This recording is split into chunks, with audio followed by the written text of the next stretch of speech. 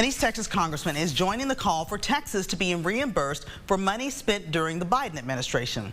East Texas News' Michael Richardson reports on what Congressman Nathaniel Moran is asking for and how Smith County Party Chair is reacting.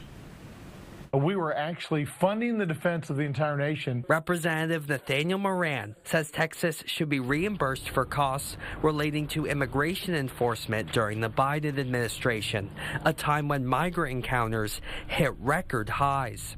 From the $13.5 billion the One Big Beautiful Bill set aside, he says roughly $11 billion of that should be given to Texas as soon as possible. It's important to continue to have that drip campaign with the White House to remind them of what actually occurred, that money is sitting there, and that Texas needs $11.1 billion to reimburse it for actual costs for securing our southern border. There's been no oversight into the Operation Lone Star program. Smith County Democratic Party Chair Cam Ray says giving Texas the money would set a bad precedent. As much as I hate that this comes from our taxpayers' pockets, including mine, you know, it isn't realistic to just make the decision that you want to go to the government now. State lawmakers would be the ones determining what to do with the reimbursed funds, according to Moran.